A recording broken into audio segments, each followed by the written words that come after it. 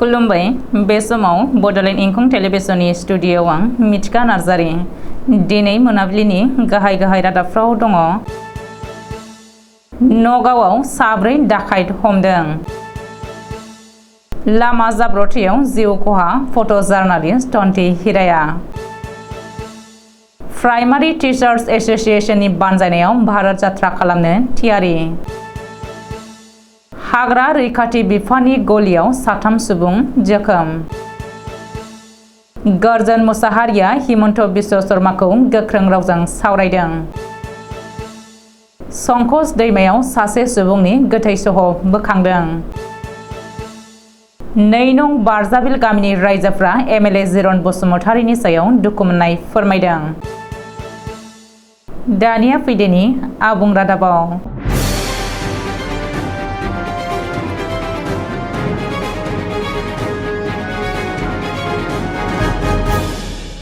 नगाव पुलिसनि मोनसे गेदेर जाफुंसारनाय। ओनसोलाव उदखार आरो डाकाति खालामग्रा साब्रै डाकाइतखौ नगाव पुलिसा होसो हमदों। स्रोद सुलुंनि रिपर्ट बायदियै नगाव पुलिसा रुपहि हाटआव सिग्रोमनानै साब्रै डाकाइतनि मोनसे हानजाखौ हमनो हादों। मिथिनो हानाय बायदिब्ला पुलिस अपारेशननि बागै गुमुर मोननाय लोगो डाकाइतफोरा पुलिसनि सायाव गुलि गावनानै खारखोमालांनो नाजायो। बेनि फिननायाव पुलिसाबो डाकाइतफोरनि सायाव गुलि गावनो गोनां जादों। नाथाय बे जाथायाव सासेबो सुबुङा जोखोम जायाखै। रिपर्ट बायदिब्ला साब्रै डाकाइतनि हानजाया पुलिसनि सायाव गुलि गावनानै दैयाव बारसोमनानै खारलांनो नाजादोंमोन। नाथाय साब्रैबो डाकातिखौ पुलिसा हमनो हायो। हमजानाय साब्रै डाकाइतफोरखौ फारियै आसिकुल खान, नाजमुल हक, मजिबुर रहमान आरो गुबुन सासेखौ नाजमुल हक होननानै सिनायथि होदों। मोनसे लामा जाब्रबथायाव जाथायसालियावनो सोमोनांथावै जिउ गोमादों फट' जार्नालिस्ट धन्ति हिरा। नाथाय बेयो मोनसे बुथारनाय जाथाय होननानै नखरनि सोद्रोमाफ्रा अजद होदों। मिथिनो हानाय बायदिब्ला थांनाय हराव धन्ति हिराया सामागुरिनि बकुलथलनिफ्राय सानै लोगोजों न' फारसे बाइकजों थांबाय थानाय समावनो लामायाव थानाय सानै सुबुंखौ सौग्रावहोयो। बे जाब्रबथायाव धन्ति हिराजों लोगोसे बेनि सानै लोगो आरो लामायाव थानाय सानै लाइमोनाबो जोखोम जायो।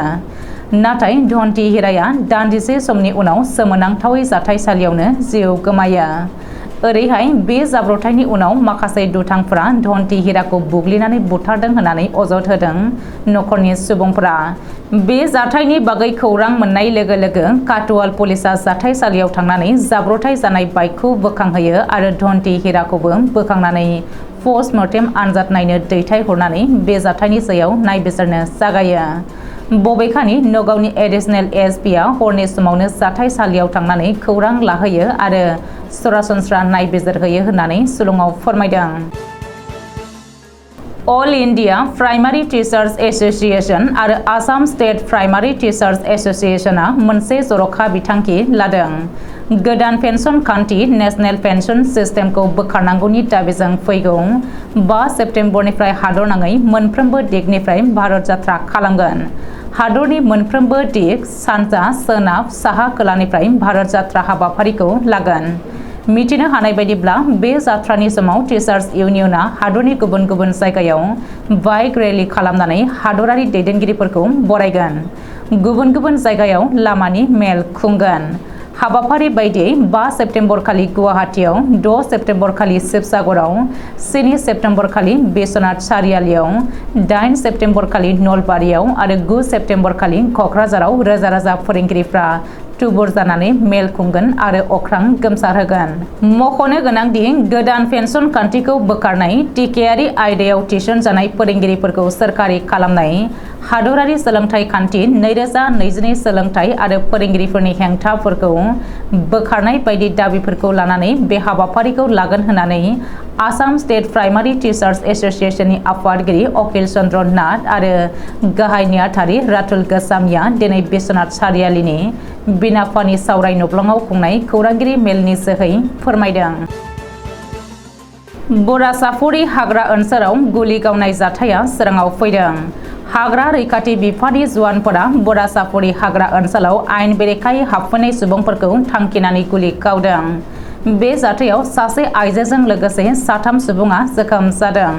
मिथिनो हानाय बायदिब्ला माइनरिटी हारिनि माखासे सुबुंफोरा बरासापुरी हाग्रा ओनसोलनि गोग्लैसोनानै थानाय लांदां हायाव आयेन बेरेखायै हाबसनफैनानै न' बां लुफैनो लादोंमोन आरो दखल खालामफिननो नाजादोंमोन। बेनि बागै खौरां मोननाय लोगो लोगो हाग्रा बिफाननि सोद्रोमाफ्रा जाथायसालियाव थांनानै अपारेशन खालामहैयो आरो आयेन बेरेखायै दखल खालामफिननो नाजानायफोरखौ होख्रांहरो। बे समाव हाग्रा बिफाना आयेन बेरेखायै दखल खालामनो नाजाग्राफोरनि हेंथायै गुलि गावनो गोनां जायो। बबेखानि हाग्रा बिफाननि गुलि गावनायाव आयेन बेरेखायै दखल खालामनो नाजानाय 3 सुबुङा जोखोम जायो। जोखोम जानाय 3 सुबुंखौ आहमद आली, रामजान आली आरो रहिमा खातुन होनानै सिनायथिनो हादों। गिबि मन्त्रि डक्टर हिमन्त बिश्व शर्माया बावैसो मियाखौ लानानै अजद गोनां बानबुंथि होनायखौ लानानै रायजोनाङै गोख्रों दान्थे-बिदान्थे सोलिगासिनो दङ। बेनि गेजेरावनो गिबि मन्त्रि डक्टर हिमन्त बिश्व शर्माखौ गोख्रों रावजों सावरायदों आसाम प्रदेश कांग्रेसनि गुबुन सासे गाहाय नेहाथारि गर्जन मुसाहारिया। सुलुङाव फोरमायथिनाय बायदिब्ला एपिसिसिनि गाहाय नेहाथारि आरो गागि स्पक्सपार्सन गर्जन मुसाहारिया दिनै क'क्राझार जिल्लानि कंग्रेसनि मख' रनेन्द्र भवनाव मोनसे खौरांगिरि मेल खुंनानै गिबि मन्थ्रिखौ गोख्रों रावजों सावरायनानै गाग्लोबदों। मख'नो गोनांदि गिबि मन्थ्रिया बे समाव सरासनस्रा थासारियाव गैया। हिमन्त बिश्व शर्माया गिबि मन्थ्रिनि मासियाव जिरायनायनि मर्यादाखौबो खोमानानै लाबाय। मियाफोरनि आबाद मावनाय, फरायनाय आरो जौगानायखौबो गिबि मन्थ्रिया सहायनो हायाखै होननानै गर्जन मुसाहारिया अजद होदों। गसाइगावनि आसाम सोनाब बंग सिमानि संकस दैमायाव सासे सुबुंनि गोथै सह बोखांनो हादों। संकस दैमानि सेराव गोजावबोनानै सुरेन्द्रपुर गामि सेराव थाबथानानै दंफैयोमोन सुबुंनि गोथै सहआ। मिथिनो हानाय बायदिब्ला गसाइगाव महकुमानि सिङाव थानाय आसाम सोनाब बेंगल सिमानि सुरेन्द्रपुर पलासपुरि गामियाव मैया बेलासियाव दैयाव थाबथानानै थानाय थासारियाव बन खननो थांनाय गामिनि माखासे गथ'फोरा गोथै सहखौ नुसनो। उननि समाव बेनि बागै गामिनि सुबुंफोरा साबकाटा पुलिसनो खौरां हरो। साबकाटा पुलिसा गोथै देहाखौ बोखांनानै पस्टमर्टेम खालामनो क'क्राझाराव दैथायहरो। बोखांनो हानाय गोथै सहखौ भुटाननि खारमालिं गियकनि PWDनि मावसुमा मिगमा सेरफां होनानै भुटान पुलिसा सिनायथि हरदों। बबेखानि बोखांनो हानाय सहनि गोदोनायाव प्लास्टिक बस्ता खानाय मोनदों। बेनिफ्राय बै सुबुंखौ गोदोनायाव अन्थाइ सोनाय बस्ता खाना दैयाव गारसोमनानै बुथारदों होननानै पुलिस बिफाना सन्देह खालामदों। बेनि अनगायैबो सुबुंनि खर'आव गोबां जोखोम जानायनि रोखा सिन नुनो मोनदों होननानै मिथिनो हादों। गसाइगाव महकुमानि सिङाव थानाय बिटिसिनि 4 नं जुमदुवार बियाबनि बेन्दोंनि 2 नं बारजाबिल गामिनि रायजो राजाफोरा MLA जिरन बसुमतारीनि सायाव खुद्रिदों आरो दुखु मोननाय फोरमायदों। गसाइगावनिफ्राय बारजाबिल जानानै सराइबिल थांग्रा गाहाय लामाजों लोगोसे दालाङा गोलाव समनिफ्रायनो गाज्रि थासारियाव दङ।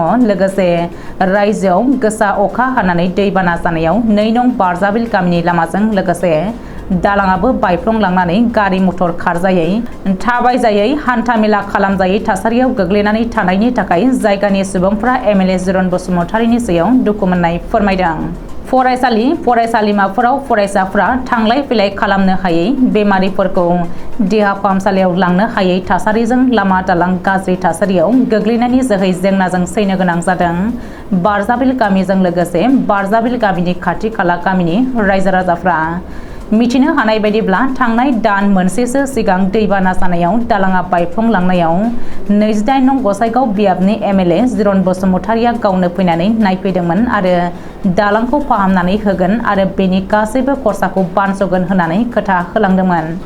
बेबायदिनो गामिनि थागिबि रायजो राजाफोरा गायनाय फुनाय समावबो गायनाय फुनायखौ दोनथ'नानै MLA जिरन बसुमतारीनि खोथा बायदियै गासै 26 सा खामला हमनानै दालांखौ बानायनाय जादोंमोन आरो बेयाव 12,000निबो बांसिन रां खरसा जादोंमोन। नाथाय MLA जिरन बसुमतारीया गावनि खोथा होनायखौ सिफायनानै 3,000ल' रां हरो। जाउनाव गामिनि खुद्रिनाय रायजोफ्रा बे रांखौ MLAनो हरफिननाय जायो होननानै गामिनि सुबुंफ्रा मिथिहोदों। बेजों लोगोसे बे दालांखौ जाहाथे थाबैनो बानायनानै होफैयो बेनि थाखाय बिटिआर सरकारखौ खावलायहरदों 2 नं बारजाबिल गामिनि रायजोफ्रा। दिनै मोनाबिलिनि रादाबा एसेनोसै। गोजोन्थों।